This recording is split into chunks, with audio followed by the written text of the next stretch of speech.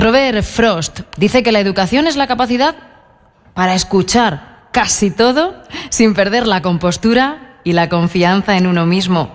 Claro, llegados a este punto y con esta afirmación, pues quizá la educación no solamente debe limitarse a transmitir unos conocimientos técnicos, sino que también debe incorporar esas habilidades que esta nueva era nos está demandando. Habilidades relacionadas con la inteligencia emocional. Hay que trabajar la imaginación, la creatividad, la expresividad corporal que nos da tanto ritmo y tanta armonía en la vida. El intercambio de opiniones y de visiones que vamos a ver en la mesa redonda que tenemos preparada a continuación nos va a aportar muchas pistas para saber por dónde vamos. Nuestros participantes en esta mesa redonda, que tiene por título Las competencias para que la educación sea un éxito en el siglo XXI, son Aníbal de la Torre, que es coordinador general de enseñanzas online en la Consejería de Educación de la Junta de Andalucía y además es el responsable de contenidos del portal educaciontic.es. Rafael Vizquerra, que es catedrático de orientación psicopedagógica en el Departamento de Métodos de Investigación y Diagnóstico en Educación de la Universidad de Barcelona, y Fátima Sánchez, que es directora del área de Educación y Proyectos de la Fundación Botín. Va a moderar la mesa Carmen de la Serna, directora de Proyectos Sociales de la Fundación Telefónica.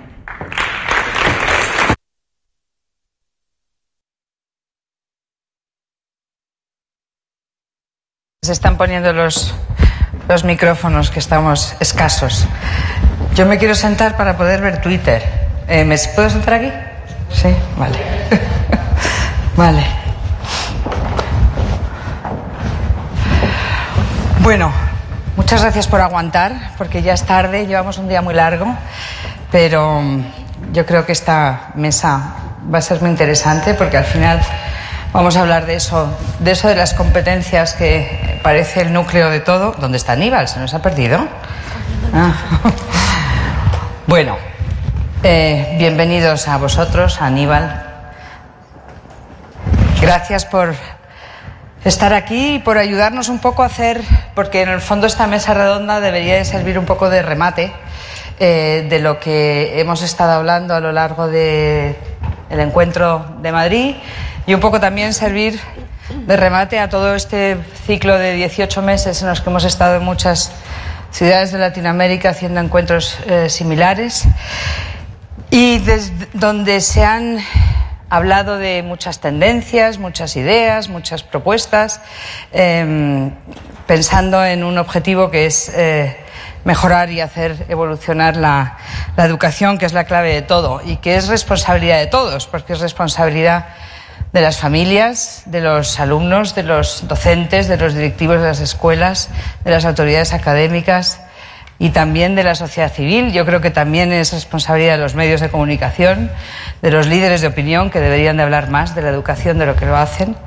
y de todos los que integramos la sociedad, entre otros las empresas. Y yo creo que, bueno, esas son las razones por las cuales Fundación Telefónica también quiere contribuir a crear un espacio de encuentro en el que todas las personas que están interesadas por esto puedan trabajar juntos e intercambiar experiencias.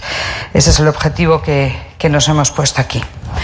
Bueno, de todos estos 18 meses de debates y de discusiones parece clara una conclusión. Bueno, hay varias, pero en fin, hay una conclusión que parece bastante aceptada por todos vosotros y por todos los ponentes, que es que en este nuevo mundo que nos toca vivir y que les va a tocar vivir a las generaciones que ahora se están formando, y que es un mundo completamente distinto, cambiante, digital, global, lleno de incógnitas para el futuro, porque aquí hemos dicho varias veces los ponentes, no sabemos lo que va a ocurrir, o sea que yo tampoco desde luego lo sé, pero para ese mundo, para desarrollarse personalmente para ese mundo y también para tener opciones de tener una buena ocupación y una profesión satisfactoria y una actividad vital, hacen falta unas herramientas intelectuales, unas herramientas sociales, unas herramientas emocionales, unas herramientas digitales, unas competencias, por lo tanto, que no están siendo casi nunca consideradas ni incluidas en los sistemas educativos al uso, ¿no? Y que, por lo tanto, bueno, pues debemos de pensar en ellas para para intentar que los alumnos las adquieran. Y para eso hemos creado esta mesa titulada Competencias y tenemos con nosotros un especialista en competencias y en contenidos digitales y en contenidos didácticos multimedia, que es Aníbal de la Torre. Un experto en competencias emocionales, al que ya conocéis porque esta mañana ha hecho su ponencia, Rafael Vizquerra, y una fundación, la Fundación Botín, y Fátima Sánchez es su representante, que ya tiene experiencia en formación de alumnos y de familias y de docentes en educación de la creatividad y en educación en competencias sociales. Entonces, si os parece, vamos a articular todo esto en torno a 3 preguntas que debo decir que hemos tenido que ir cambiando. Teníamos unas previstas ayer por la mañana, pero tal y como se ha desarrollado el encuentro, las cosas que se han dicho, los debates que se han planteado, pues hemos decidido que había que plantearlas de otra manera para hacerlas más interesantes para esta última mesa. Y os voy a plantear la primera. La primera tiene una doble respuesta, pedimos una doble respuesta. Dice Edgar Morin que los analfabetos del siglo XXI, seguro que lo sabéis, pero yo esta cita no la conocía y por lo tanto me parece muy interesante. Los analfabetos del siglo XXI no serán quienes no sepan leer ni escribir, sino los que no puedan aprender, desaprender y reaprender. Ya hemos hablado mucho de competencias a lo largo del día de ayer y de hoy, y yo creo que ahora sería bueno, o quizá esperáis, que intentemos aterrizar de alguna manera no el qué, porque del qué ya hemos hablado, sino el cómo. Es decir, pedirles a nuestros participantes en la mesa redonda 2 cosas. Una, ¿cómo se os ocurre desde cada una de vuestros ámbitos de trabajo que los profesores que quieran luchar por empezar a trabajar con estas competencias en sus escuelas podrían empezar de una manera práctica o de una manera incipiente?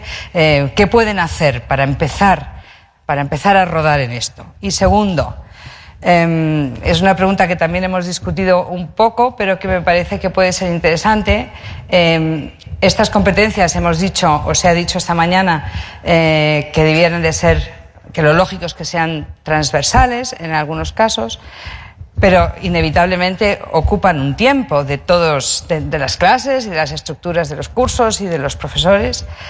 Y se nos ocurría preguntarles también a ellos si se atreverían a sugerir la reducción de algunos de los contenidos curriculares que hoy se imparten, por ejemplo, en España. Sí, para hacer un poco de sitio a las competencias. Y por lo tanto, Aníbal, yo creo que es tu turno. Vamos a empezar por lo digital. Te recuerdo que hay 2 trozos de la pregunta, ¿eh? Sí. Bueno, buenas tardes a todos y todas. Por supuesto, agradecer a la Fundación Telefónica. Por supuesto no que me haya invitado a participar en el encuentro, sino en el trabajo que se ha venido haciendo durante todos estos meses atrás. Hay un material impresionante en la web colgado, completamente abierto a disposición de todo el mundo. Yo he disfrutado mucho navegando por ahí y quiero agradeceros esa cuestión. Bien, vamos a ver, en cuanto a lo que me plantea, yo he cambiado desde ayer a hoy muchísimo, o sea, es muy difícil. Vamos, por supuesto, hablar ahora después de haber escuchado, de haber disfrutado con Jordi y después de Ramón también, saber que tenemos que cumplir con los requisitos internacionales y con la academia. Madre mía, si yo intentara contar lo que hacemos en clase, probablemente me sentiría mal. Pero bueno, yo he cambiado estos días bastante, desde ayer a hoy, y yo me voy a centrar, por supuesto yo tenía una idea de competencia para el siglo XXI, de un modelo de enseñanza, y de hecho la he expresado muchas veces y de una u otra forma, pero me estoy dando cuenta que las estamos etiquetando. Parece como si hubieras competencias, determinadas competencias en función de las que tú cuentes que a ti te interesa o a tu ámbito de trabajo. Parece que ya nos están poniendo etiquetas ya no solamente a cuestiones como la ciudadanía, como la religión, sino ya en función de la competencia que elijas. Entonces yo os remito a la legislación. O sea, el concepto de formación que nuestros menores tienen que tener en la legislación actual, en la española, hay 8 competencias básicas que yo creo que cubren perfectamente las necesidades laborales de futuro y personales que tienen que tener los individuos. Os voy a explicar solamente 3 de ellas. He seleccionado de ayer a hoy 3 con con un par de ejemplos. La digital me la has pedido y voy a centrar un poquito más en ella, pero antes, yo soy profe de matemática. Me han presentado, ahí hay un error, yo hace ya más de un año que no soy coordinador de enseñanza online en Andalucía, soy profe de mate en un instituto de secundaria. Y como profe, la competencia matemática, yo he aprendido, por ejemplo, que a mis alumnos este curso les voy a enseñar de más que de costumbre a que no les engañen con las estadísticas. Este gráfico se presentó aquí ayer, por ejemplo, me va a servir un poco de palanca, es sobre PISA, ¿no lo veis? Da igual, yo lo cuento. En concreto este es el de personas adultas, que compara la situación de España en competencia matemática, que es lo mío, con respecto al resto de países, ¿vale? Si lo veis, vamos, es horroroso, pero es que es una falacia. Si yo he cogido el bolígrafo y he medido la amplitud de la columna de España y la he comparado con los países, con Japón y Finlandia, que son los que mejores resultados tienen. Y hay aproximadamente un 120% de diferencia con respecto a ellos. Y si tú coges las cifras que están expresadas, hay poco más de un 10% de diferencia de los datos de España con los mejor situados. ¿Y por qué os digo esto? Porque, por favor, el profesorado está haciendo auténticas maravillas en el aula. O sea, es verdad, tenemos que mejorar un poco en todas estas cosas. Pero, por Dios, parece como si el profesorado en España tuviera que cambiar completamente toda su metodología, todo lo que hace al día a día. Y no es así. Y hay veces que presentamos los datos de una forma un poco errónea y yo creo que a mis alumnos pues le puede venir bien esto, ¿no? Otro ejemplito que os pongo con respecto a la competencia matemática, este es mucho más sencillo y menos arriesgado, ¿no? Si yo puedo hacer una operación, pedirle a mis alumnos, como se venía haciendo habitualmente, una operación como esta. Le puedo preguntar cuántos son 4 más 4. Es una pregunta con una intención dirigida y que, por supuesto, los alumnos tienen que saber responder, ¿vale? Pero yo echo mucho de menos que en matemáticas, incluso dependiendo del nivel en que nos encontremos, aparezcan preguntas como esta. Perdón. Las 2 interrogaciones igual a 8. Hay veces que no hace falta cambiar un sistema educativo entero, hace falta un poco de imaginación para que los alumnos intenten que sean un poco creativos, para que reflexionen un poco, para que contrasten cuáles son las respuestas entre unos y otros y trabajen en grupo, probablemente no con las familias delante, probablemente no dándole la vuelta a la vida a un centro, pero bueno, que hay cositas que todos estáis haciendo en los centros día a día y que, echando mano de lo que nos dice la legislación, se pueden hacer. Con respecto a una segunda competencia, ya termino con la digital, hay una competencia que se llama Educación Social y Ciudadanía. A mí me da igual en cuanto a los contenidos que suprimiéramos o no. A mí que más me da que haya una asignatura que sea, bueno, no me da igual, pero bueno, que sea educación para la ciudadanía o que no la haya. Es que la normativa española me está obligando que yo en clase de matemáticas desarrolle o intente saber a medida posible a ciudadanos que tengan una visión social de dónde se están moviendo.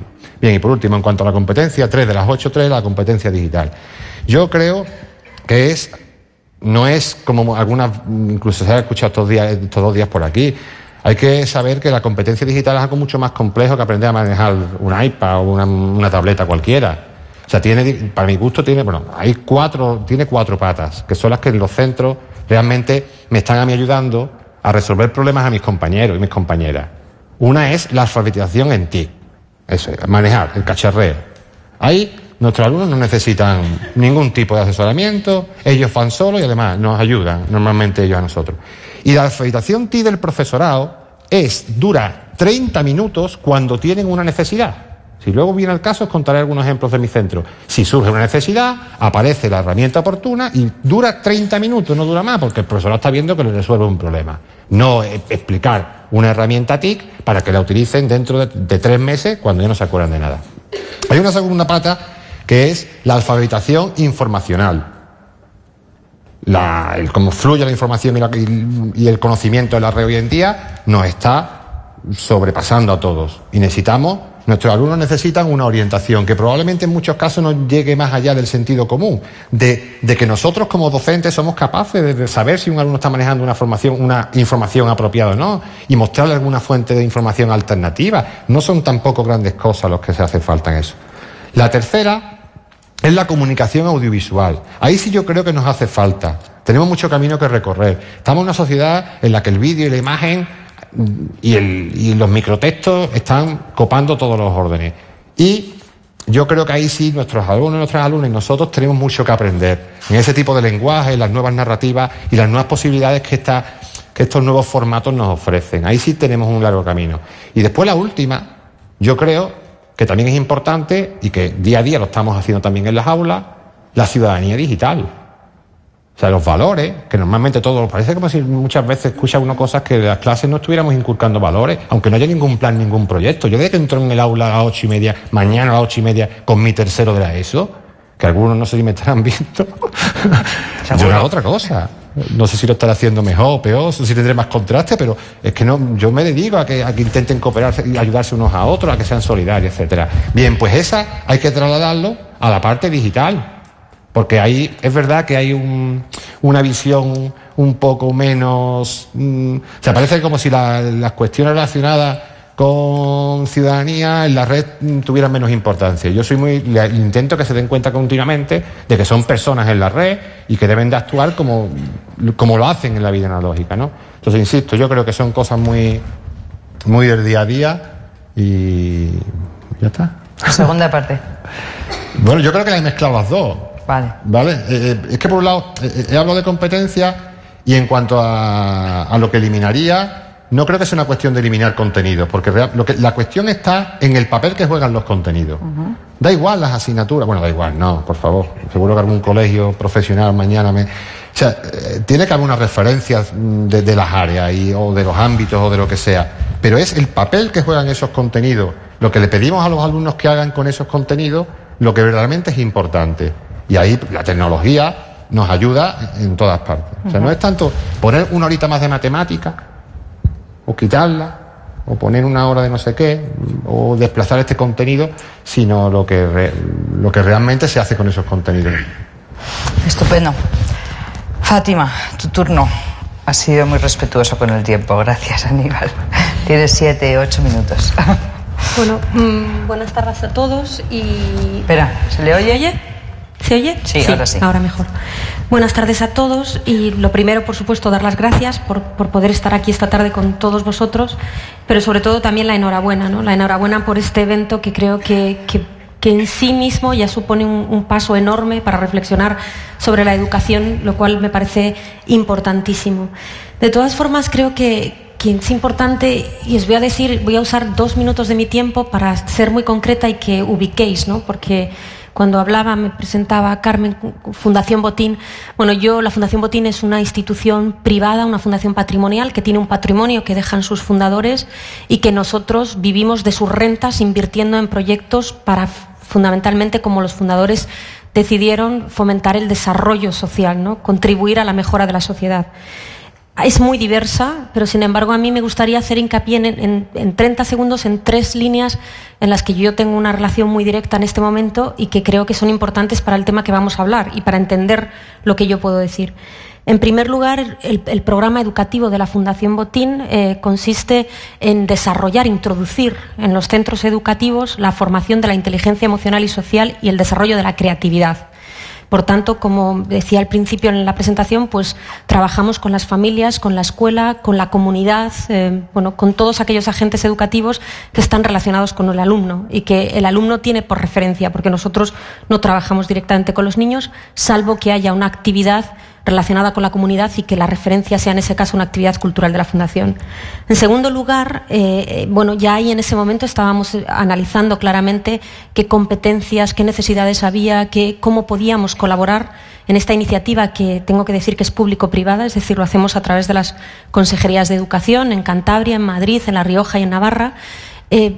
Estudiábamos mucho la necesidad del alumnado, pero también, desde luego, de las familias y del profesorado. Y en muy poquito tiempo, en 10 años de este programa que llevamos haciendo, en muy poco tiempo surgió la necesidad de las competencias y de qué formación necesitaba el profesorado.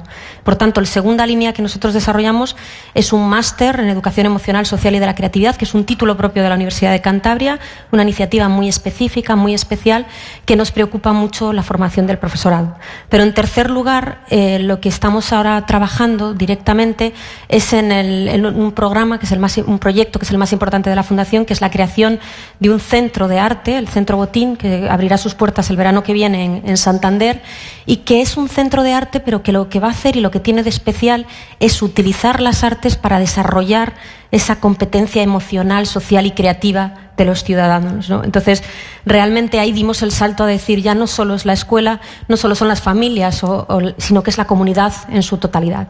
Partiendo de este punto y hablando de que estamos hablando de cuáles son las competencias necesarias para el siglo XXI, cómo es me preguntaban al iniciar, cuando venía aquí hoy, que la verdad es que lamento muchísimo no haber podido participar más activamente en estos días, con lo cual ustedes probablemente ahora tienen mucho más claro el compendio de cosas que se han dicho en estos días, y por eso quizá yo pueda repetir alguna cosa y lo lamento, pero bueno, intentaré centrarme en las preguntas que se nos hacían.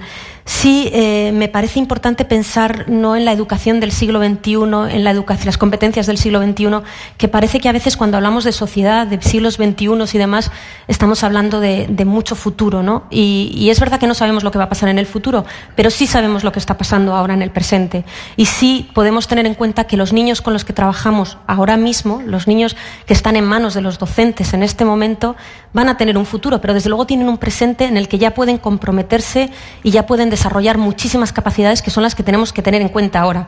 No pensar tanto en qué va a ocurrir 15 años después, que por supuesto estamos trabajando ahora el que 15 años después funcione.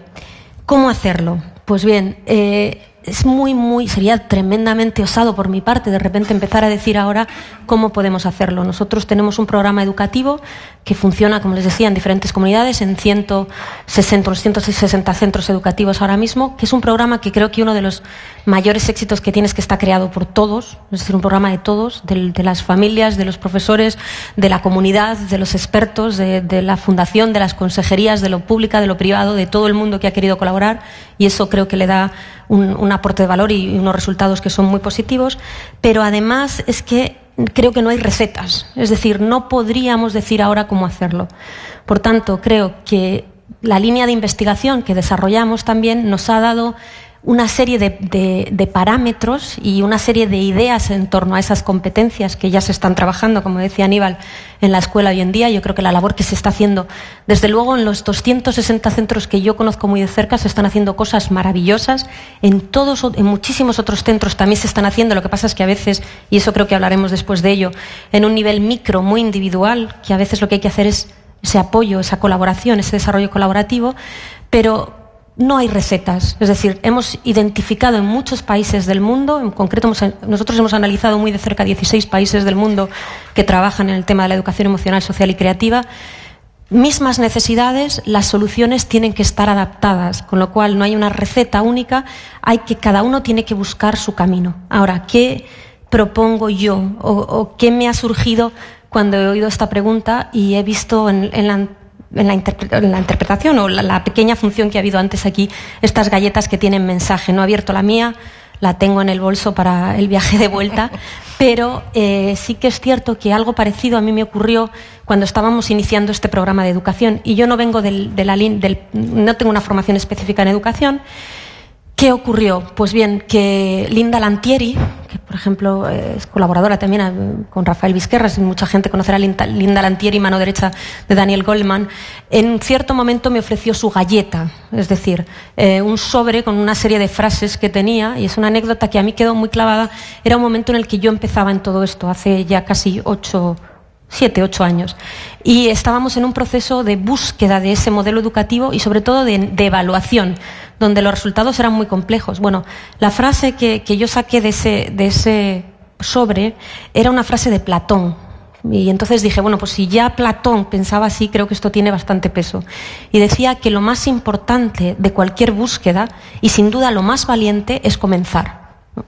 Entonces yo creo que no puedo decir una cosa concreta, pero sí puedo decir que hay que comenzar, como también decía Aníbal, el tema de la capacidad de crear, de la capacidad de emocionarse de las personas, que sin duda van a mejorar la forma de pensar y de aprender. Claramente hay que empezar a plantearse que hay que buscar otra cosa y que quiero empezar a hacerlo ya. Y entonces, por tanto, puede ser leer un texto, hacer una pequeña actividad, enfrentarme a mi alumnado o a mi familia o a mis padres o a mis primos de una forma diferente, porque el ser humano, si tiene la capacidad de algo, es la capacidad de evolucionar y de cambiar. Con lo cual creo que eso es muy importante. ¿Reduciendo los contenidos curriculares? Pues no creo que sea necesario, la verdad que no. De hecho, cada vez más y más, si profundizamos en la investigación, pensamos que seríamos capaces de incluir más contenidos curriculares si fuéramos capaces de estar en la situación, en la posición de entender cómo nos sentimos para dirigir mejor nuestros pensamientos, nuestra forma de pensar, integrar mejor la emoción, la razón, para ser capaces de innovar, de inventar, de imaginar y de crear más. Con lo cual creo que si integráramos estas competencias emocionales, sociales y creativas de la forma adecuada, que al final no ocupan, no se trata de una hora. De hecho, lo decía, estoy convencida, comparto 100% lo que dice Aníbal, se hace desde el principio hasta el final del día. Sí soy defensora férrea de hacerlo de una forma explícita, pero es que esa forma explícita de hacerlo necesitas un contenido, es decir, una competencia necesita un contenido para llevarla a cabo. Y por tanto, cualquier contenido me sirve para lograr desarrollar las habilidades y las capacidades que todos tenemos y que si no las cultivamos van a ir hacia abajo, que también lo hemos comprobado clarísimamente. Gracias, Fátima. Rafael. Sois muy obedientes todos. Gracias. El título es las competencias necesarias para el éxito educativo en el siglo XXI. Y ahora, cuando lo estaba pensando, lo que voy a decir, yo no voy a hablar de las competencias necesarias para el éxito educativo, sino para el éxito personal y profesional en el siglo XXI. Creo que es la forma de enfocarlo. Y entonces, dentro de las competencias, en los últimos 20 años ha sido un debate permanente de cuáles son las competencias que una persona debe haber adquirido cuando termina la escolaridad obligatoria. Y ahí han salido las competencias básicas, las competencias técnicas y las competencias genéricas.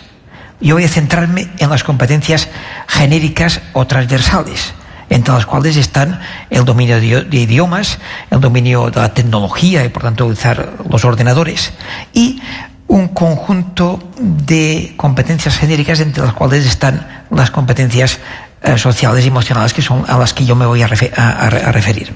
Quisiera hacer referencia también a las metacompetencias, que es la capacidad de adquirir nuevas competencias, porque las personas en el siglo XXI se verán obligadas a ir adquiriendo nuevas competencias permanentemente. Lo que sabemos hacer ahora ya no nos servirá dentro de un par de años, y lo que aprenderemos dentro de un par de años, dentro de 6 o 7, también ya habrá pasado anticuado. Y esto requiere una actitud de abertura permanente a nuevos aprendizajes. De ahí la importancia de aprender a aprender para seguir aprendiendo durante toda la vida.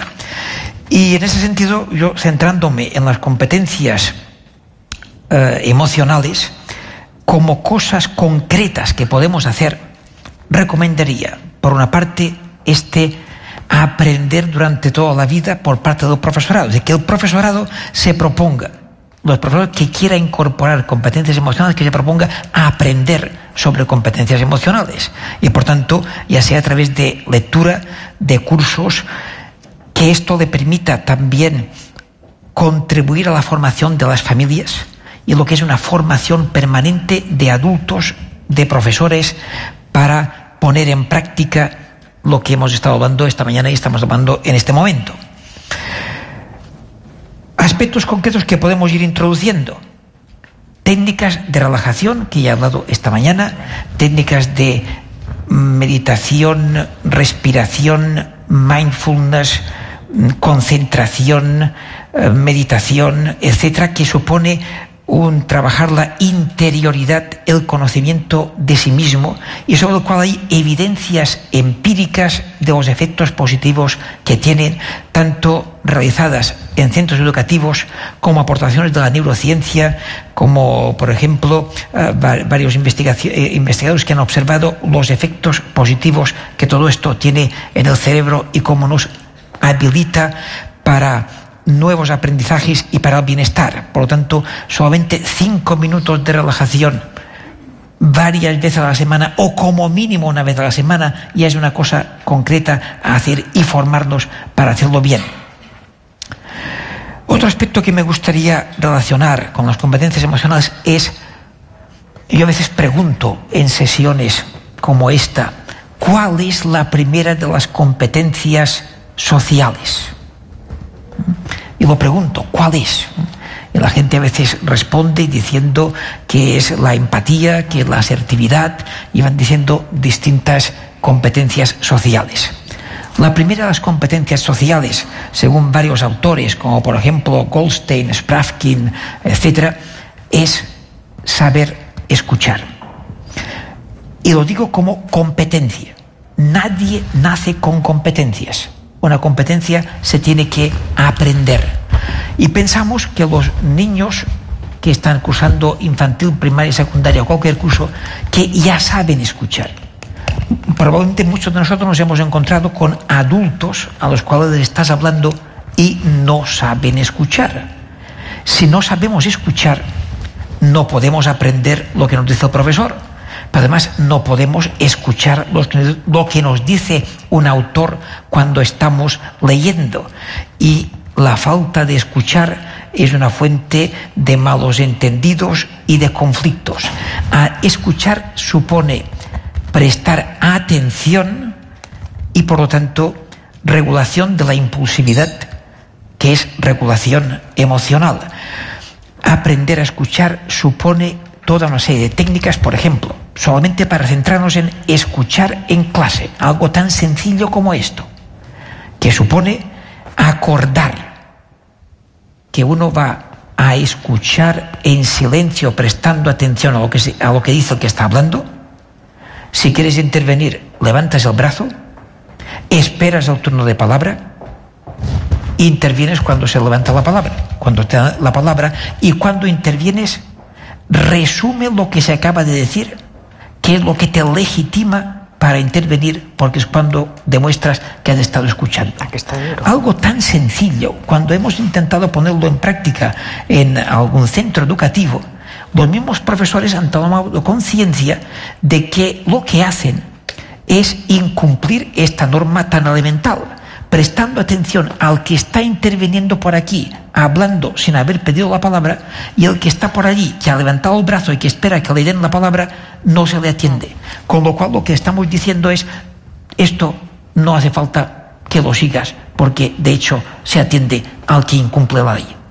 Con lo cual el mismo profesorado estamos diciendo, no hace falta que escuches, y así lo vamos acumulando y estamos de alguna forma quejándonos de que es que no escuchan. En definitiva, quisiera centrar este punto para que le demos mucha más importancia de la que le estamos dando en estos momentos, y todo esto supone un aspecto concreto de la conciencia y regulación emocional con la regulación de la impulsividad. Me he referido antes a las emociones estéticas. Creo que podemos trabajar todas las emociones estéticas. Me alegro de lo que acaba de decir Fátima, de este recurso que me gustaría que fuese un espacio para poder aprovechar las emociones estéticas. Pero las emociones estéticas las podemos desarrollar desde la lectura, la arquitectura, la pintura, cualquier tipo de arte, el cine, la danza, la música. Hemos tenido el atrevimiento de hacer aquí algún experimento que me hubiera gustado poder comentar. Lo hemos dejado al aire, pero al tiempo del descanso algunas personas se han acercado y me han comentado, por ejemplo, algunos de los fragmentos que hemos escuchado. Entonces, esto, ¿qué me sugiere? ¿Qué vivo yo con estas emociones para disfrutarlo y para regular nuestras emociones a partir de estas experiencias? Y una de ellas tiene que ver con la lectura. La lectura como emoción estética en la lectura. Y saber que la lectura es una de las competencias básicas que antes ha dicho muy bien el doctor Ramón Flecha, que hay que conceder más espacios, más tiempo y más personas. Merece la pena insistir en la lectura, y yo voy a centrarme en la lectura emocional. Insisto en lo que he dicho esta mañana, que los estudiantes descubran que se puede disfrutar leyendo, que es la mejor forma de tener ganas de continuar leyendo. Y aquel estudiante que ha descubierto que se lo pasa bien leyendo, sea lo que pasa leyendo, tendrá ganas de repetirlo y a la larga tendrá ganas de disfrutar aprendiendo a través de la lectura. Otro punto es la personalización del aprendizaje. Este es el gran reto de la atención a la diversidad, que en cuanto a la perspectiva emocional supone poner al estudiante ante retos en consonancia con sus competencias. Porque si estamos, por ejemplo, en segundo de ESO y ponemos al estudiante ante un reto de dominio de matemáticas, cuando justito acaba, porque acaba de llegar de un país del que sea, y justo sabe sumar y restar, y podemos hacer ecuaciones de segundo grado, primero veamos qué es lo que sabe hacer, y a partir de lo que sabe hacer, construyamos el nuevo conocimiento para evitar que se le produzca el síndrome de indefensión adquirida, que significa que ya renuncia a continuar estudiando porque está agotado. Todo esto nos lleva a otro punto, que es el de actitudes, las actitudes que adoptamos ante la vida. Trabajar las actitudes, que tiene mucho que ver con las emociones, actitudes que tienen que ver con valores, y actitudes y valores con emociones son aspectos esenciales a trabajar y que podemos trabajar en favor del bienestar. Bienestar que a veces se interpreta tanto por parte del aprendizaje. Bienestar no significa no esforzarse. Una persona puede implicarse en un partido de fútbol, esforzarse tanto como pueda para ganar, y de este esfuerzo es donde se deriva una satisfacción y un bienestar. Otro aspecto que puede contribuir al bienestar, además del esfuerzo, es la consideración de las necesidades de los demás. Permítanme que les pregunte, ¿quieren levantar el brazo aquellos que prefieren hacer un favor? Y que levanten el brazo aquellos que prefieren pedir un favor. ¿Quieren levantar el brazo los que prefieren pedir un favor? ¿Quieren levantar el brazo, por favor? Los que prefieren pedir un favor. ¿Me he explicado mal? 1, 2, 3, vale, perfecto. ¿Quieren levantar el brazo los que prefieren hacer un favor? ¿Quieren levantar el brazo? Fíjense cuántos brazos se han levantado. Esto significa que el hacer un favor puede proporcionar mayor satisfacción que pedirlo. Es decir, hacer algo en favor de los demás puede proporcionar mayor satisfacción emocional que pedir un favor. Esto nos abre una pista hacia donde podemos trabajar las competencias emocionales. Muchas gracias. Gracias a ti.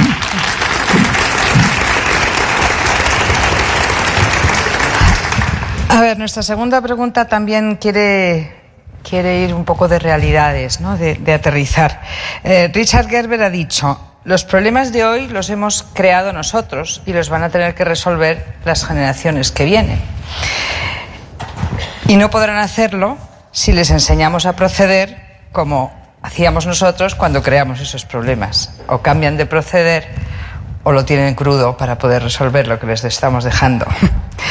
Por lo tanto, eso redunda en el tema de las competencias, y ahora queríamos un poco saber qué hay ya de tangible y de realidad y de proyectos que están vivos y que ya podemos comprobar y ver y utilizar incluso en este sentido. Tenemos los padres, los profesores, los directivos de las escuelas, la formación y el tiempo para hacer posible estas competencias sociales, digitales y emocionales. ¿Qué iniciativas tenemos ya para acompañarles? Redes de docentes, escuelas de padres, experiencias con alumnos. ¿Qué nos podéis contar cada uno de vosotros? Y empiezo otra vez por ti, Aníbal. Te ha tocado.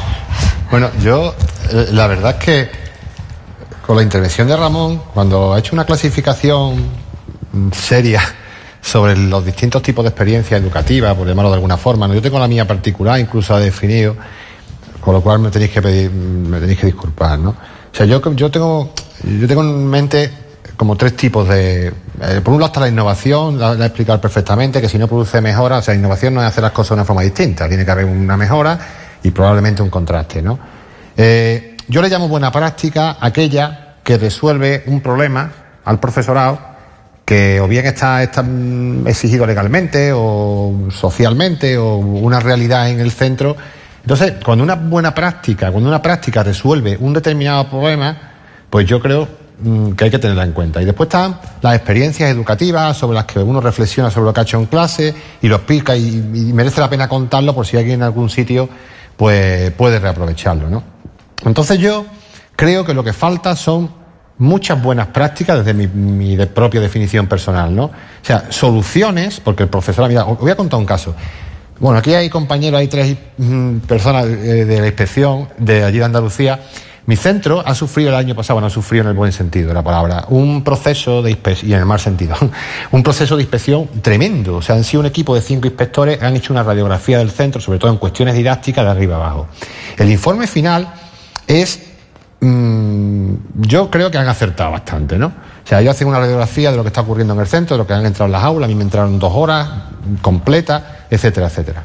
Y después hacen unos requerimientos, que claro, los requerimientos ya no tienen que agarrarse más a cuestiones normativas, ¿no? Pues ahora mismo en mi centro hay un proceso de reflexión brutal, porque la gente tiene buena intención, o sea, la gente reconoce esas pequeñas lagunas o grandes lagunas que podemos tener dentro de las aulas y quiere hacer cosas. Y quiere cambiar el chip y trabajar un poco por proyectos. Es verdad que pero no hay referencia. La formación, cuando sea... ¿sabes? O sea, hay momentos en los que puede ser que en algún lugar haya una formación específica que resolviera alguna de las cuestiones que hay allí, pero el departamento de matemáticas de mi centro, que somos 10 compañeros y compañeras, pues ahora mismo nos vendría estupendamente que vinieran 2 personas y nos dijeran y nos orientaran un poco por dónde tenemos que tirar. Yo creo que hacen falta eso, buenas prácticas, a lo mejor no le dan la vuelta a la vida del centro, evidentemente, pero que vayan resolviendo papeletas. Bien, yo tengo cuando trabajaba como en las enseñanzas online en Andalucía, lo que nos planteamos cuando se inició el proyecto, sobre todo en las redes de semipresencial, que ahora mismo afecta a más de 40.000 alumnos y pues yo creo que estarán en torno a los 4.000 profes, ya estoy un poco más desconectado del tema, lo que nosotros pretendimos era crear un modelo. O sea, nosotros sabíamos que el tema del libro de texto no nos servía, para nada. Queríamos cambiar las cosas, pero no éramos capaces a lo mejor de encontrar un modelo que diera respuesta a lo que realmente había que hacer, pero dijimos, oye, por lo menos que el profesorado, cuando empiece el día 1 de octubre o el 15 de septiembre, que el punto de inicio sea algo distinto, ¿vale? Entonces ahora mismo, allí en Andalucía, hay en torno a 40.000 alumnos y alumnas trabajando por tareas, porque se ha impuesto, entre comillas, ese modelo inicial, ¿de acuerdo? Entonces, el profesorado se termina enganchando. ¿La evaluación que se está haciendo? Pues no es la adecuada, porque no se está evaluando realmente las competencias o los criterios que se no están teniendo en cuenta, pero las tareas y los proyectos que los alumnos están realizando están por encima del 50% de las calificaciones. Y las pruebas presenciales son un reflejo del trabajo que están haciendo durante todo el trimestre a través de las plataformas y tal. Bien, no es un modelo probablemente que se iba, pero ha solucionado un problema, era que se querían cambiar las cosas y el punto de inicio que tiene el profesorado parte de otro sitio distinto. Ahora mismo en mi centro, pues vendría muy bien. Yo no sé si vendría bien que hubiera algún tipo de material ya confeccionado. Ahora, pero fijaros lo que os digo. Nos está sobrepasando la cuestión burocrática. Si la gente dice, sí, yo quiero hacer cosas en el aula distintas, pero ahora tengo que evaluarlas. Y están apareciendo hojas de cálculo que son intratables con 28 indicadores de competencia. Estoy viendo algunas caras que están sonriendo haciendo así, que hay que cruzarlas con los criterios de evaluación de las distintas materias. En fin, yo simplemente decir eso, que hacen falta soluciones, que nuestros mensajes que estamos dando en este tipo de encuentros creo que están muy alejados del profesorado. Los que estáis aquí estáis dentro de la onda, los que nos estén viendo a través de internet también, pero si llegáramos con este tipo, o sea, hay que acercar el lenguaje de lo que realmente hace falta en educación a la cual son las realidades de las aulas. Yo cuando has estado contando lo de levantar la mano para pedir la palabra y tal, eso habría que formular de alguna forma para que mis 30 alumnos de segundo era eso, cuando llegan por la mañana, poder conseguir eso en el aula. Yo no quiero un aula en la que la gente tenga que levantar la mano para poder hablar, no quiero eso, de luego, no es el tipo, la configuración, por mucho que haya que escuchar y demás. Pero, es decir, que yo creo que hay que ir buscando fórmulas también para acercarnos un poco al profesorado y que poder solucionar papeletas del día a día. Y la tecnología, pues, de luego, en el caso que he contado Andalucía, ha sido crucial. O sea, no hubiera sido posible desarrollar ese proyecto si no hubiera sido gracias a la tecnología. La red. Fátima. Pues bien, yo voy a hablar de 3 aspectos muy prácticos, la verdad, de 3 experiencias que están ocurriendo ahora mismo y que obviamente la pregunta es, ¿tenemos el tiempo para hacer esto, ¿no? Docentes, padres, familias, profesionales, etcétera, porque hay tantas cosas que hacer que es complicado. Creo que no es una formación por formarse o por decir, de repente empiezo a acumular horas o invierto 20 horas en un curso de formación sobre creatividad o educación emocional o lo que sea. Creo que para nosotros lo importante es tener un modelo, efectivamente desarrollar ese modelo donde haya un equilibrio teórico-práctico, es decir, qué necesito yo saber para luego poder aplicarlo directamente en el aula y que vea que va teniendo resultados, que va funcionando, pero yo necesito una formación básica y yo creo que aquí mi forma de verlo, y creo que la forma de verlo es una forma muy egoísta. Creo que hay que pensar de forma egoísta. Sí es cierto que vamos a tener que hacer una inversión de tiempo y un esfuerzo, porque todo lo que merece la pena en esta vida viene precedido por tiempo, esfuerzo y pasión, ¿no? Y ganas. Pero desde luego creo que egoístamente hablando, los resultados que vamos a obtener en un aula o en casa y además me gusta lo que dice Rafael, ¿no? Que no es simplemente la educación, sino que es la vida. Estamos hablando de un bienestar y de un potencial desarrollo en la vida. Pues creo que egoístamente hablando necesitamos invertir en desarrollar ciertas capacidades para que luego tengamos un beneficio. Es decir, en el momento en que consigamos que un aula tenga el modelo de interacción que nosotros queremos, se va a implantar, va a funcionar y nos va a facilitar muchísimo el desarrollo. Si yo me formo siendo capaz de desarrollar una forma de pensar más creativa, si yo invierto tiempo en ser capaz de desarrollar la capacidad de crear, la creatividad que tengo, luego voy a aplicarlo de una forma diaria en la que casi no me voy a dar cuenta y va a repercutir en mi bienestar. Por tanto, creo que vamos a tener que encontrar el tiempo, pero con un modelo que sea adecuado y que funcione. Y eso es la primera iniciativa que os planteo, es la experiencia que tenemos nosotros con nuestro programa, que desde luego tiene una evaluación externa, es decir, tiene una formación para el profesorado que al mismo tiempo conlleva, al tiempo que hay una formación, unos recursos educativos con un modelo que va integrado en las áreas curriculares y que se desarrolla en el centro. Es decir, esto no es meter más, porque ya además ya tenemos mucho y más cosas, y de hecho yo he escuchado mucho, ¿no?, en los centros, y ahora más educación vial, y ahora más educación emocional, y ahora más prevención de los riesgos, y ahora más, bueno, esto no se trata de más, sino de entender el ser humano como una globalidad y dónde podemos incidir para que sea mejor, no más, para que sea mejor. Por tanto, el planteamiento es una formación que va acompañada de una práctica integrada en las materias curriculares, que es como es una serie de recursos educativos que nosotros llamamos, que funcionan al mismo tiempo que me voy formando y voy viendo qué logros consigo. Al tiempo no solo es la escuela, es la familia. Por tanto, cada uno de esos recursos educativos y de esas intervenciones en el aula que surgen de una formación previa tienen un reflejo o tienen una continuación con las familias, con pequeñas labores o pequeños planteamientos que hacen que la familia vaya tomando conciencia de la necesidad de ser más creativo o de abordar el aprendizaje en la escuela de una forma más desde lo que sentimos y junto a lo que pensamos, ¿no? Y desde luego, por supuesto, con unos resultados. Es decir, creo que hay que medir. Entiendo que los procesos de evaluación a veces son complejos, pero necesitamos saber si funciona o no, porque no queremos perder el tiempo. Con lo cual, por ejemplo, nosotros estamos muy satisfechos porque nosotros lo que hemos hecho es una evaluación externa a través de la Universidad de Cantabria en 2 sentidos. Este programa educativo está evaluado por 2 equipos de expertos de la Universidad de Cantabria. Uno se encarga de ver el impacto psicológico de lo que hacemos en el aula, es decir, cómo estos alumnos mejoran.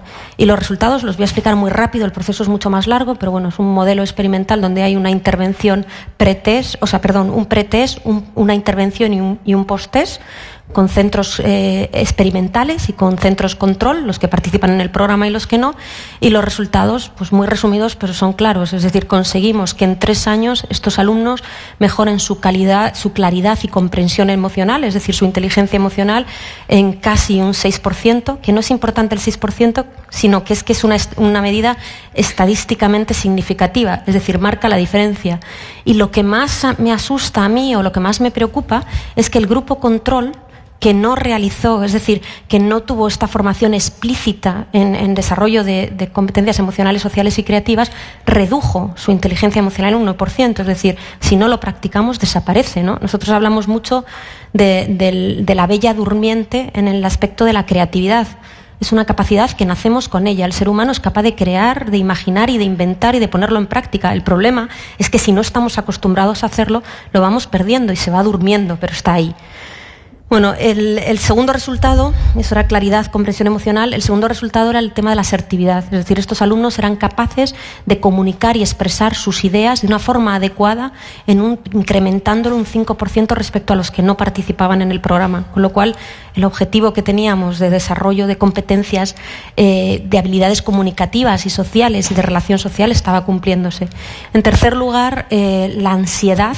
Y es una variable desadaptativa, es decir, es un programa, estoy hablando de un programa de educación, de desarrollo positivo, sin embargo, se reducía la ansiedad en el alumnado teniendo en cuenta la repercusión que tiene la ansiedad en problemas después de depresión y problemas psicosociales, pues la ansiedad se reducía en un 13%. Y nosotros no hemos intervenido en ningún momento, ni siquiera en el centro, nadie intervino en el contexto. Es decir, el contexto cultural, social, la situación en la que estaban estos alumnos era la misma, solo que ellos tenían herramientas para gestionarla de una forma más adecuada. Y el último resultado era que conseguíamos mejorar en estos centros piloto, conseguíamos mejorar el clima de aula y el clima de centro. Y inmediatamente había una correlación positiva con el rendimiento académico. Es decir, se encontraban mejor, había menos problemas, había que invertir menos tiempo en cosas que no nos interesaban y, por tanto, aprendían más. Con lo cual, bueno, pues esto es, creo que merece, con experiencias así, creo que merece la pena el decir, sí, quiero invertir en esto de forma egoísta porque en 3 años vamos a conseguir tener un centro o un lugar muchísimo más agradable para estar. En segundo lugar, de forma muy práctica también, y voy muy rápido, reduzco estas, en segundo lugar estaba claro que hemos invertido muchos recursos y mucho esfuerzo en la formación del profesorado en las aulas. Mucho. Y la reflexión era clara. Necesitábamos que la universidad formara ya a los profesionales para que llegaran a las aulas con estas habilidades desarrolladas. Porque no es un tema de formar, como os decía, de una forma teórica. Creo que es desarrollar las capacidades que cada uno tenemos. Si un profesor, un docente, o me da igual, un médico o un ingeniero o quien sea, llega a su puesto de trabajo y no ha desarrollado muchísimos conocimientos y muchísimos contenidos y muchísimas capacidades de pensamiento fantásticas en torno a su materia de trabajo, a su vocación, a su ámbito, es fantástico. Pero si no tiene las habilidades personales para transmitirlo a otro, para intentar desarrollar en otro las capacidades que tiene el otro, va a ser muy difícil conseguirlo. Por tanto, inmediatamente la segunda experiencia a la que puedo remitir, todo esto podéis, bueno, hay información, está publicado, etcétera, y podéis buscar más información porque tengo muy poco tiempo, pero es ese máster que os decía en Educación Emocional Social de la Creatividad que se desarrolla en 3 años, o sea, los alumnos hacen grado y magisterio, en segundo, tercero y cuarto de grado, lo que hacen es un máster, un título propio especializado en estos ámbitos. Y el primer año única y exclusivamente se dedica a desarrollar las habilidades y las capacidades que cada uno tenemos como persona. Ya no como futuro docente o futuro ingeniero, sino como persona, ¿no?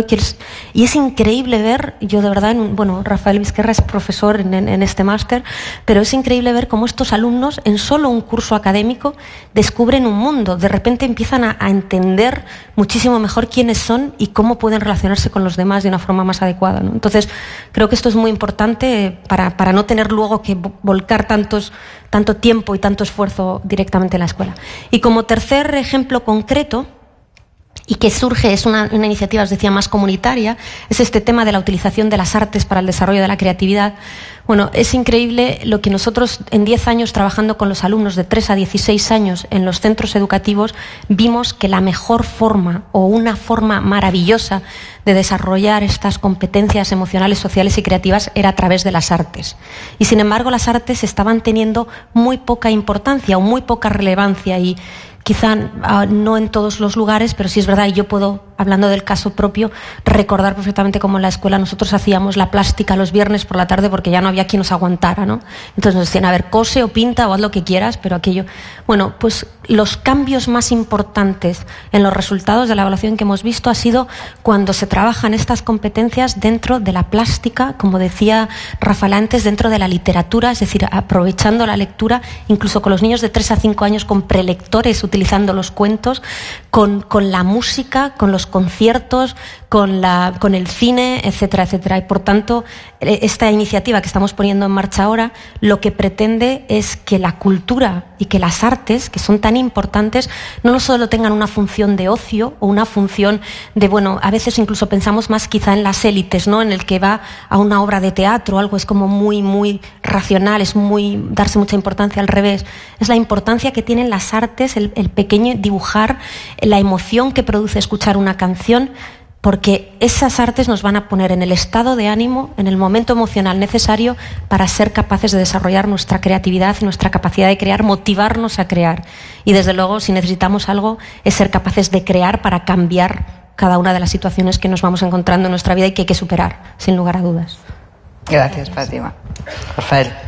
Muy bien, para completar lo que acaba de decir Fátima, en el posgrado de educación emocional que desde el 2002 estamos impulsando en la Universidad de Barcelona, se han generado más de 10 tesis doctorales en torno a diseño, aplicación y evaluación de programas, y que muchos de ellos han tenido una publicación en revistas científicas y también en programas de educación emocional que están de alguna forma al acceso de las personas interesadas, y que basta suficiente con buscar educación emocional, programa para educación infantil, para educación primaria, para educación secundaria, etcétera, que son materiales que tienen el objetivo de difundir toda esta práctica para el desarrollo de competencias emocionales y sociales. La práctica demuestra que quienes se implican en ello lo hacen de forma voluntaria,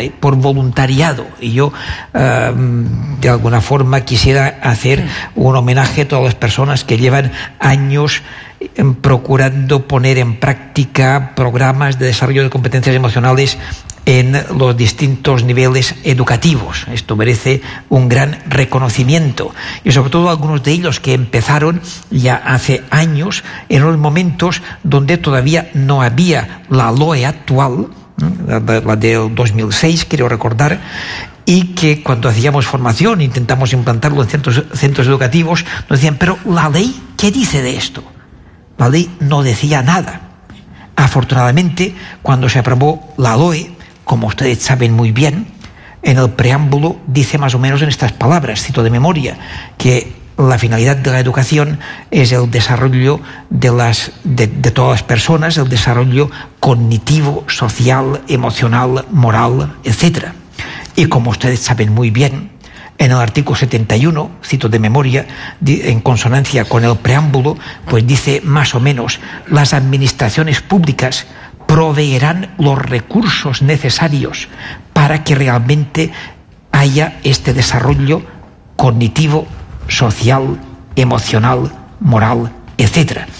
Curiosamente, yo ya no sé qué pensar, porque si la ley dice esto, y esto que dice la ley yo no lo veo cumplido, me pregunto, ¿para qué sirve la ley? Y sobre todo cuando analizo que se están ahora en discusión la nueva ley, la LOMCE, que por cierto, como ustedes saben muy bien, porque no dudo que se han mirado todo el,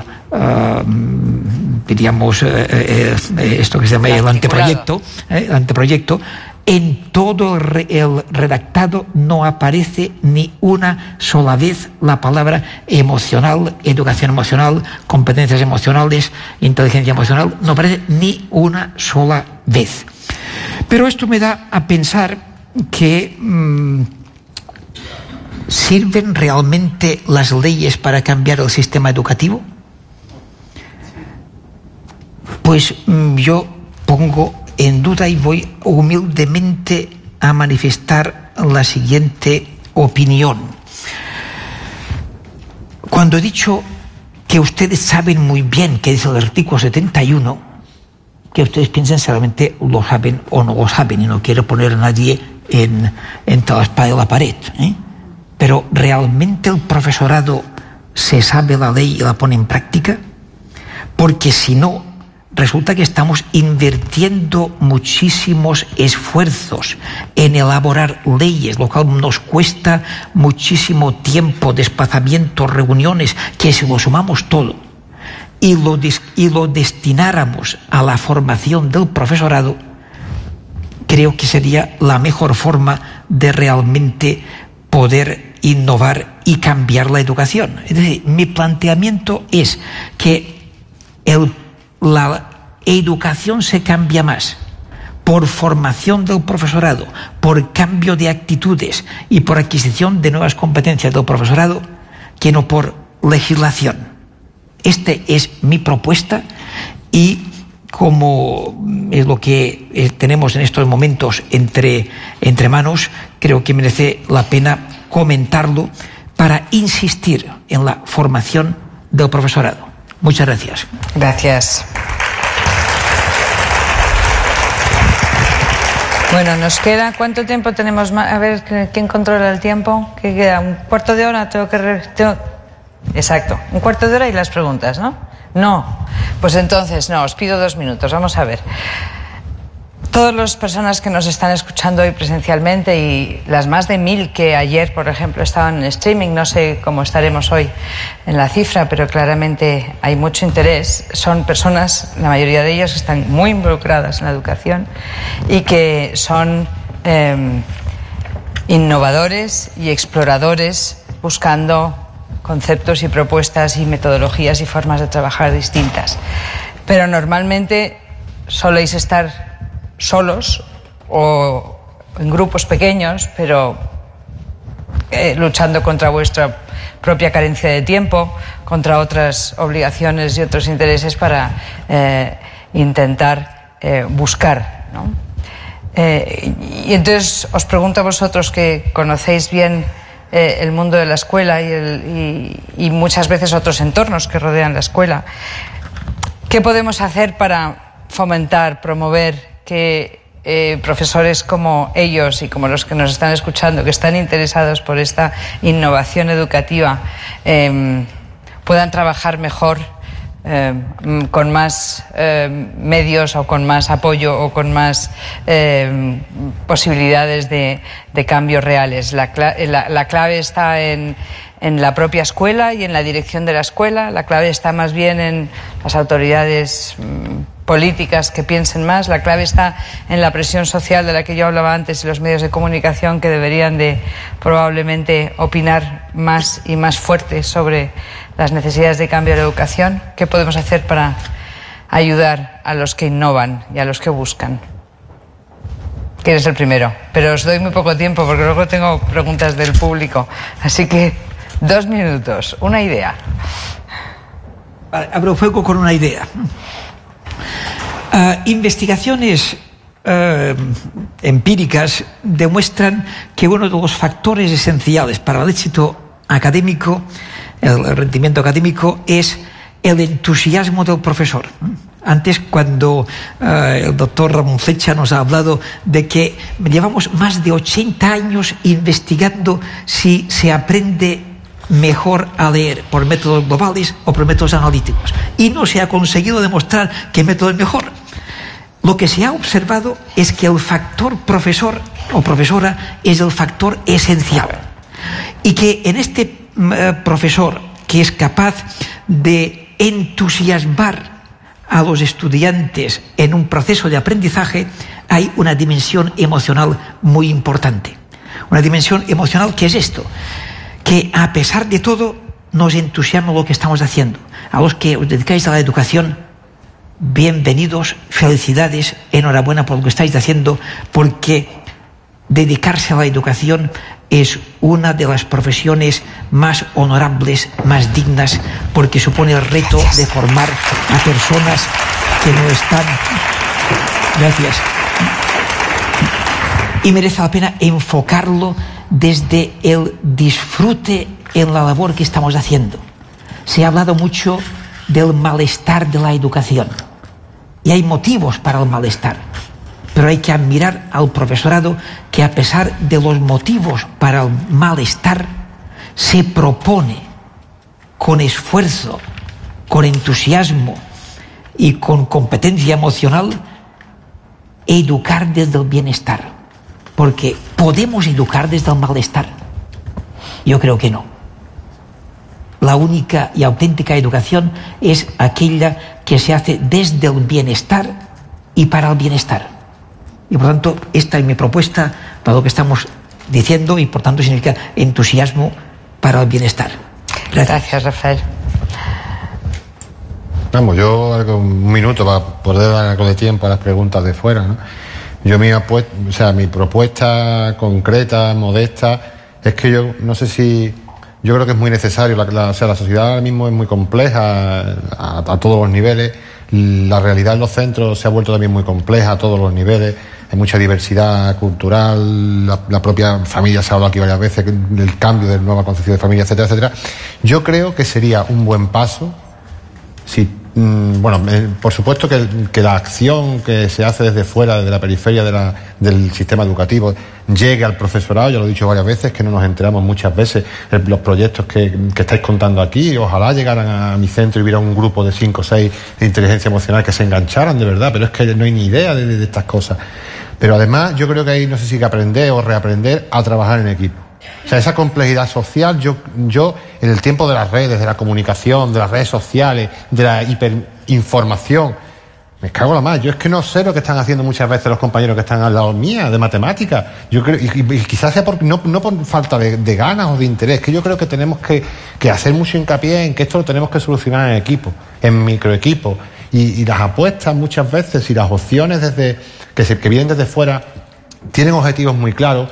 No tenéis por qué contentar a todo el mundo. O sea, tienen que ser opciones en la inteligencia emocional, Fundación Telefónica más enfocada a proyectos tecnológicos. No hay por qué contentar a todo el mundo, no hay por qué llegar a todas partes. Pero si están claros los objetivos y se promueve que haya equipos, microequipos que hagan cosas dentro de los centros, yo creo que es un buen principio. Como principio solo, claro, no es que sea claro. Gracias, amiga. Fátima. Bueno, pues y yo también por aportar y cerrar muy brevemente, pero me gustaría, tenía una cita aquí, ¿no?, de Sean Anchor, que es experto en psicología positiva y director de Good Think, y dice que el 75% de las probabilidades de éxito en la vida dependerá del optimismo, los apoyos sociales y la capacidad de percibir la presión como un reto y no como una amenaza. Por lo tanto, para nosotros lo que es fundamental, sin lugar a dudas, es en primer lugar la investigación. Es decir, necesitamos conocer más, y eso sí que una institución como una fundación puede invertir, y de hecho lo hacemos, ¿no?, investigar. Pero luego, sobre todo, estoy completamente de acuerdo, es la colaboración. Es decir, no hay forma de hacer esto de forma individual, hay que colaborar. Y yo diría la colaboración a 3 niveles.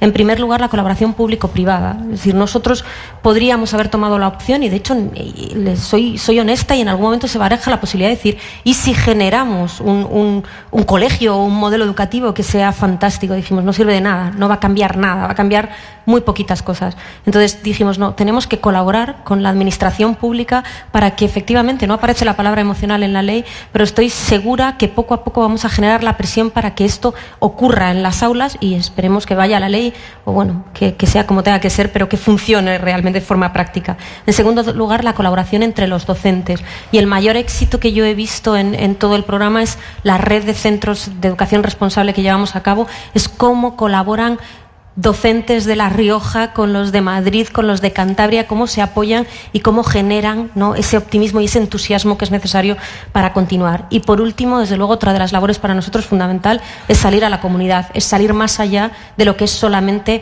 la escuela, ¿no?, la escuela como comunidad de aprendizaje, la escuela como un lugar que tiene que salir a la sociedad, y que todos los que formamos parte de esto tenemos que tomar conciencia de que no solo es una labor en el aula, sino una labor de toda la vida y a lo largo de toda la vida. Muchas gracias, Fátima. Bueno, nos quedan 10 minutos nada más, por lo tanto no vais a responder todos a todas, pero vamos a seleccionar 2 o 3 de las preguntas y os mostráis voluntarios para ser el que la responda.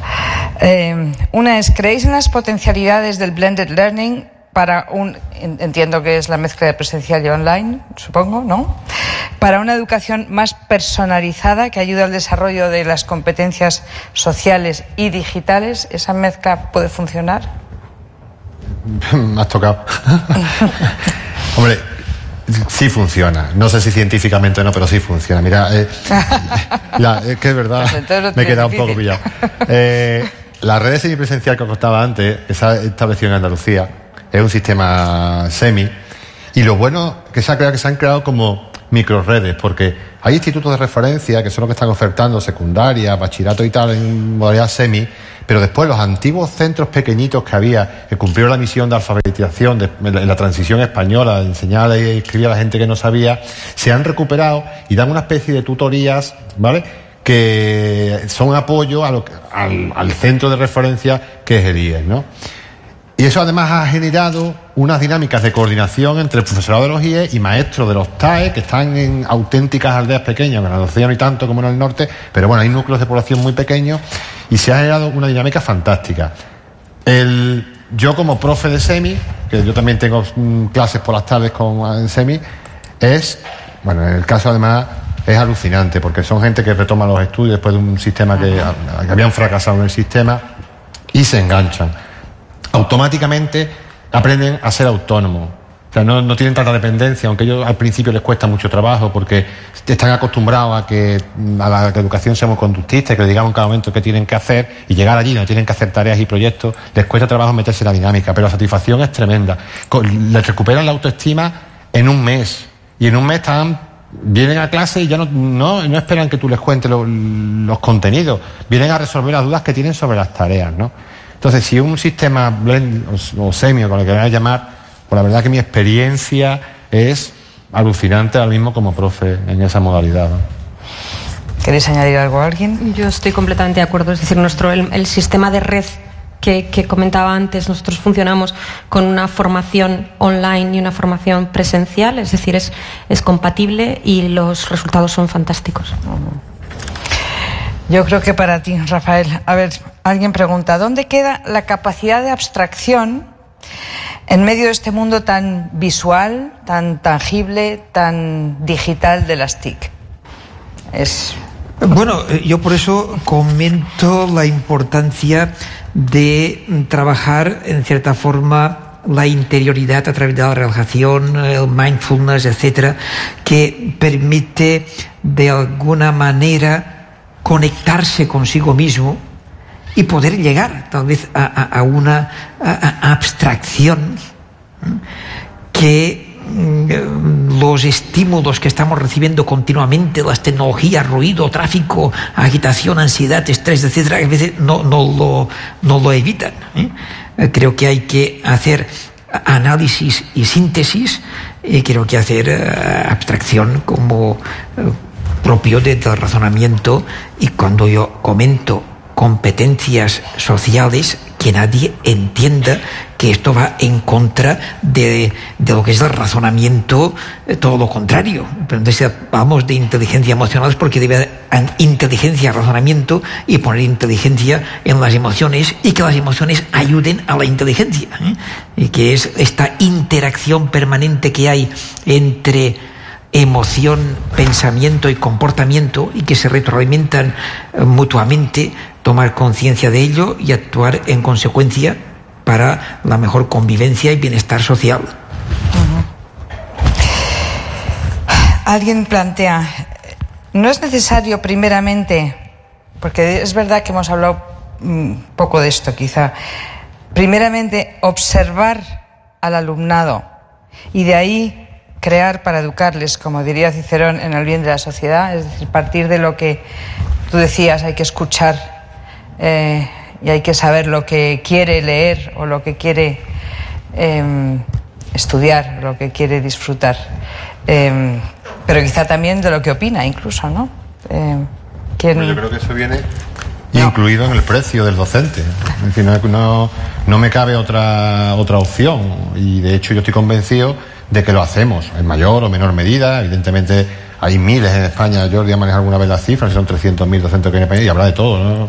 Pero estamos atentos siempre. No sé si lo haceremos mejor o peor, pero por supuesto yo entro en el aula y estoy pendiente y estoy observando cuáles son los intereses de cada uno de ellos. Intentamos adaptar en la medida de lo posible lo que hacemos en el aula a la diversidad que tenemos y a las necesidades que tienen cada uno de ellos. O sea, yo creo que eso no es ni siquiera como se formula la pregunta, no lo entiendo como algo previo a los debates que estamos manteniendo, a las charlas que se están escuchando, porque es algo que tiene que ser sí o sí.